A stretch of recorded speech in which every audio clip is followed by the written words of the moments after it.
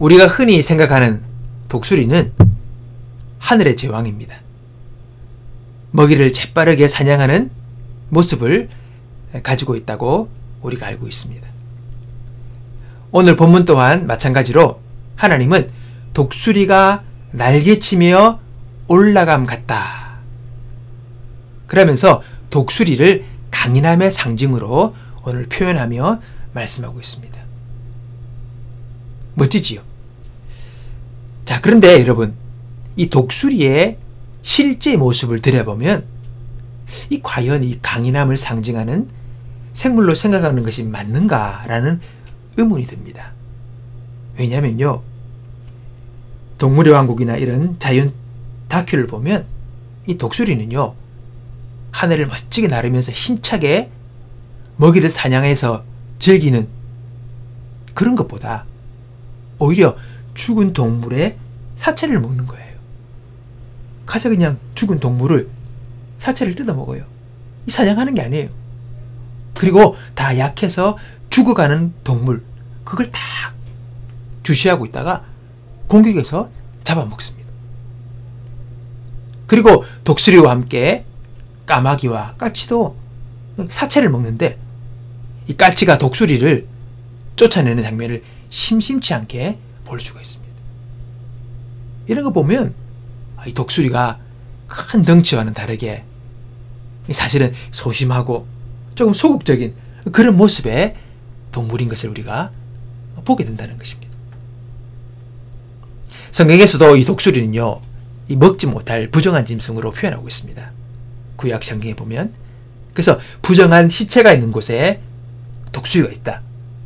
그리고 또 에스겔서 17장에 보면 이 두 독수리를 통하여 악한 이방 나라 애굽과 바벨론을 지칭하기도 합니다. 그러니까 독수리가 좋은 비유가 아닌 것이죠. 나쁜 비유로 이 독수리가 사용되어지는 거예요.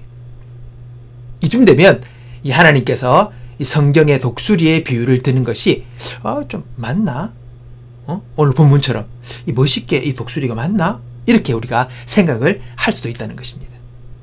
근데 여러분, 이러한 독수리의 모습을 가만히 보면 우리 인간의 모습과 비슷한 부분이 있는 것 같습니다.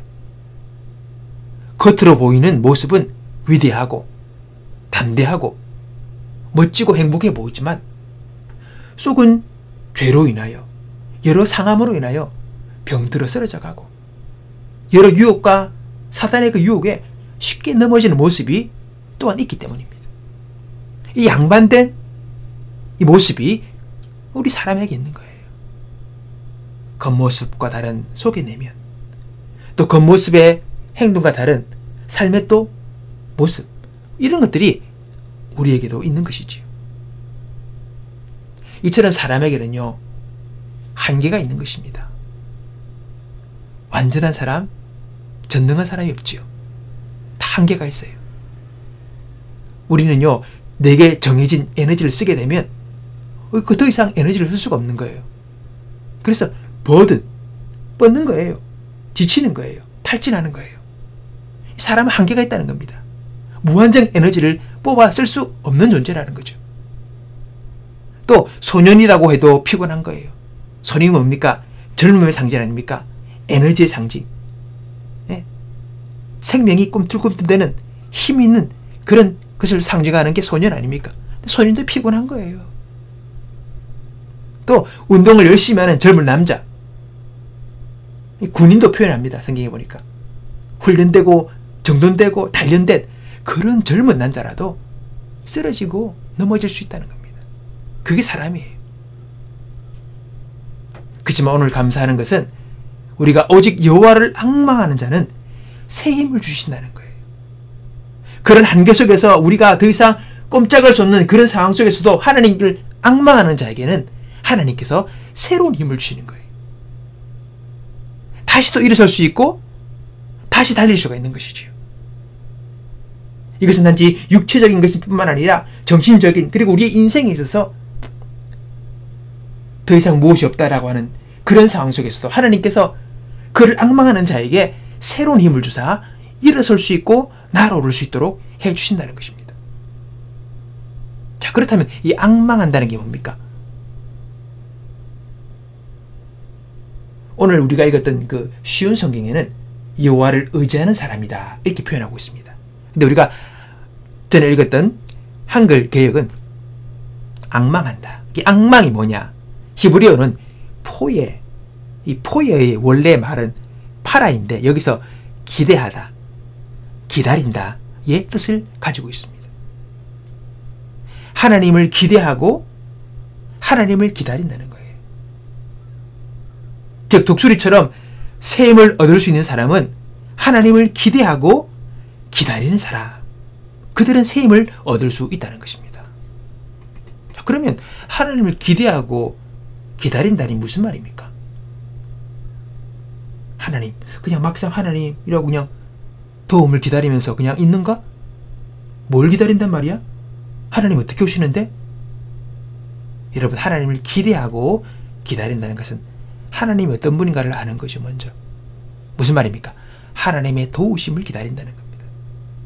하나님의 능력을 기다리고 하나님의 사랑을 기대하고 하나님의 지혜를 기대한다는 겁니다. 그가 나를 도우실 것을, 그가 나를 붙드실 것을, 그가 나를 인도하실 것을 내가 믿고 기다린다는 겁니다. 그렇게 기대하는 거예요. 그분의 도우심을 기대하는 거예요. 내 힘으로는 안 되지만은 하나님의 그 도우심으로 이 상황을 내가 이겨나갈 수 있을 것을 내가 기대한다는 거예요. 믿는 거죠. 그리고 그분을 기다리는 겁니다. 웨이팅하는 거예요. 그 시간까지. 그렇게 하나님을 앙망하는 자에게 하나님께서 새로운 힘을 주신다는 것입니다. 이제 바닥이다고, 이제 힘이 없다고, 더 이상은 없다는 그런 우리의 삶의 바닥이 드러났을 때에 우리는 하나님을 기대하고 그분을 앙망하는 우리 모습을 오늘 갖춰야 될 줄로 믿습니다. 그분을 기다리는 거예요. 그분을 앙망하는 거예요. 나의 시선을 하나님께로 향하고 그분을 바라며 그분을 소망하고 그분을 기대하는 우리의 삶의 태도, 마음의 자세를 우리는 새롭게 가져야 한다는 것입니다. 그리스도인은 혼자가 아니잖아요. 하나님을 인정하지 않으면 그 사람은 혼자입니다.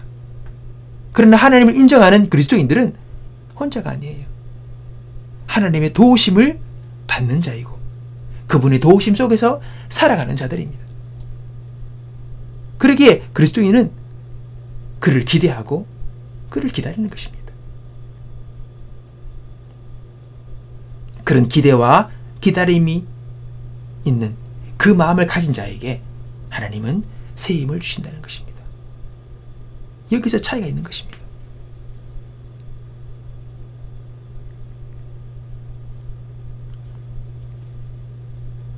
오늘 우리들은 하나님을 기다리는, 하나님을 기대하는 신앙의 삶을 살아야 합니다. 이사야 40장 보면 다윗의 고백입니다. 내가 여호와를 기다리고 기다렸더니 귀를 기울이사 나의 부르짖음을 들으셨도다. 나를 기가 막힐 웅덩이와 수렁에서 끌어올리시고 내 발을 반석 위에 두사 내 걸음을 견고케 하셨도다. 우리가 잘 알고 있는 성경 구절입니다. 이 다윗의 고백이에요. 무슨 말입니까? 하나님을 기다렸다는 거예요. 지금 다윗의 상황은 기가 막히는 웅덩이에 자기가 빠졌어요. 그리고 수렁이 뭡니까? 스스로 힘으로 헤어날 수 없는 그 웅덩이에 빠진 거예요. 수렁에. 그래서 어떻게 할 수 없는 정말 난감한 상황.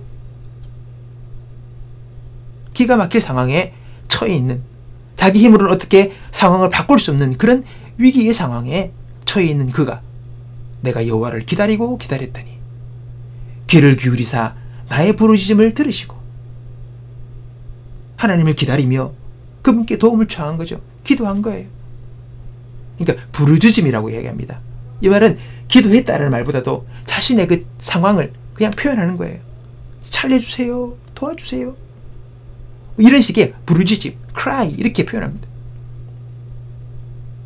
그랬더니 하나님이 나를 기가 막힐 웅덩이와 수렁에서 끌어올리셨다.